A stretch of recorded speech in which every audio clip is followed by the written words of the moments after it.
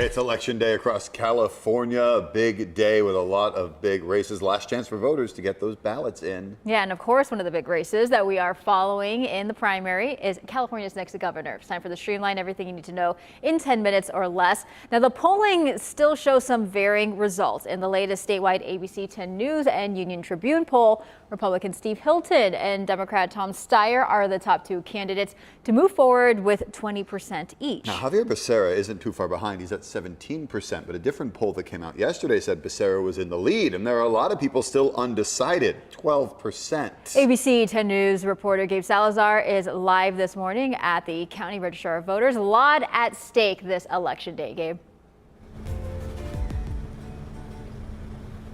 Yeah, Mel and Jared, there are more than 60 candidates on the ballot, no incumbent running and no clear front runner. And as much as this race is about the candidates, it may come down to who actually shows up to vote. So far, more than 450,000 San Diego County registered voters have already turned in their ballot. And of that, roughly 400,000 have already been scanned and processed. Sounds like a big number, but that's just a fraction of San Diego County's roughly 1.9 million registered voters. So if you haven't voted yet, polls open at 7 this morning and remain open until 8 tonight. Voters can cast a ballot at any vote center in the county or drop off their mail ballot at an official ballot drop box before polls close.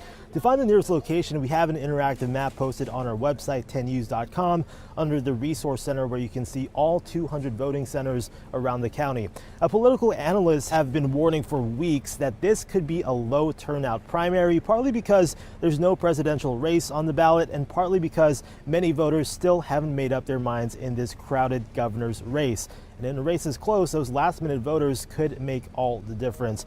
And if you're mailing in your ballot, it must be postmarked by today. Again, those polls close at 8 tonight, and those eligible ballots can be counted days or weeks following that. At the Registrar of Voters office, Gabe Salazar, ABC 10 News. California hasn't elected a Republican governor since Arnold Schwarzenegger left office, but GOP leaders believe this year could be different. We sat down with the chair of the San Diego Republican Party and asked whether a GOP candidate can win in a state where Democrats hold a big voter registration advantage. I do think that that's very possible. That's not out of the cards, especially because the Democrat pool of candidates is not strong. Several of them are highly unliked. They're not perceived to be as very nice people. Normal people, everyday people, are looking for change, and the Republicans offer that doorway to change. And San Diego Democrats disagree. The chair of the party told us even with a crowded field, he believes Democrats still have the edge in a deeply blue state. Even without a true front runner, they say they're not concerned about the primary. There may be fears, but the reality is that this is California. We just did a major sort of victory in Proposition 50. Our party will deliver a Democratic nominee if we vote. All we have to do is get our Democrats to vote. The statewide registered Democrats hold a nearly 2-to-1 advantage over Republicans. And there are 4 San Diego City Council districts up for grabs. You see them there in the yellow, 2, 4, 6, and 8.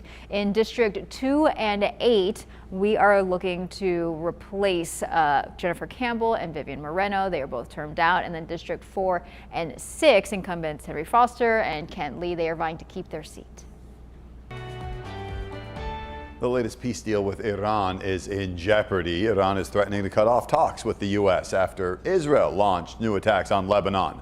Sources say President Trump had a heated phone call with Israeli Prime Minister Benjamin Netanyahu. Trump reportedly called him crazy and told him to stop the strikes. Trump now says Israel is turning its troops around and talks with Iran are back on. Because of the continued war, the Strait of Hormuz, a critical oil shipping route, is still closed. Gas prices, though, are starting to tick down a bit. Here in San Diego, the average price for a gallon of regular is $6.03. That's down 10 cents from last week. Nationally, a much larger drop, down 20 cents from last week to an average of $4.29. Both those numbers, though, are still more than $1 higher than they were when the war began. A shock at the border, a massive tunnel running from Tijuana into San Diego. It had electricity, ventilation, even a rail system. ABC 10 News reporter Laura Acevedo got a look inside that tunnel at what investigators call a sophisticated drug smuggling operation for the cartels. Inside this Buy for Less business in a shopping center just feet away from the Otay Mesa port of entry, a suspected narco tunnel, 2,000 feet long and about 55 feet deep, believed to be the work of the Jalisco New Generation cartel. This was a sophisticated tunnel that had lighting, ventilation, an electric rail system, wood shoring, and multiple staircases. The U.S. Attorney's Office says the Homeland Security Investigations Tunnel Task Force had been surveilling this location for about 6 months. But on Friday, they say the suspects tried to move their first shipment of narcotics through and into the U.S. Ultimately seizing 851 packages of cocaine with a total weight of 2,406 pounds. That is an estimated value of bulk street cost of $45 million. So now we are in what looks to be some sort of back room of the business, and this is the entrance on the U.S. side of the tunnel that was just discovered by both Mexican and U.S. authorities. It was fronting as a liquidated goods retailer. They sold appliances, luggage, sort of miscellaneous household items. 4 men are now charged in connection with the tunnel, including 2 from San Diego. The U.S. attorney calling the drug seizure and tunnel discovery a big blow to the cartel's operation. Put directly, cocaine is now the lifeblood of the cartels. And what you see here today is a cardiac arrest for their system. The 4 men arrested in connection with this tunnel made their first court appearance in a federal courtroom right here in San Diego. They are facing charges related to building the tunnel and importing and distributing a controlled substance. In Otay Mesa, Laura Acevedo, ABC 10 News. The U.S. Border Patrol has a new chief. Rosario Pete Vasquez is taking over the agency. He replaces Mike Banks, who stepped down last month. Vasquez brings more than 26 years of experience to the job. He most recently led border security operations in Washington State.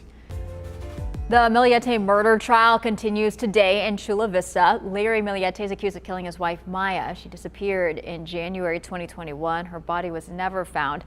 I was in court Monday as the lead investigator took the stand. Jesse Vicente told jurors about surveillance video from inside the neighborhood. The video shows Maya going into her home on the day she disappeared. Vicente says there is no footage of her ever coming back out. The jury also saw video from the next morning around 6 a.m. It shows a family's SUV backing up near the driveway, near the garage, staying in that position for roughly 45 minutes and then leaving the house. It doesn't return until after 6 p.m. that evening. Larry denies having anything to do with Maya's disappearance or death. The largest sporting event in U.S. history kicks off in just over a week. Nearly a dozen cities all across the country are hosting 78 World Cup matches. Officials say this will be like having 78 Super Bowls in 38 days. Authorities are finalizing massive security plans to keep millions of fans safe. One of the biggest security challenges, these right here, drones. Anyone flying one in restricted airspace could face a $100,000 fine. The expected 5 to 7 million visitors are also raising concerns about the spread of Ebola from Africa. Americans returning from the Democratic Republic of Congo, Uganda, and South Sudan must now pass through mandatory airport screenings. The tournament kicks off next Thursday in Mexico City. First match in the U.S. is next Friday in L.A. And that's your ABC 10 News Streamline. Everything you need to know today in under 10 minutes.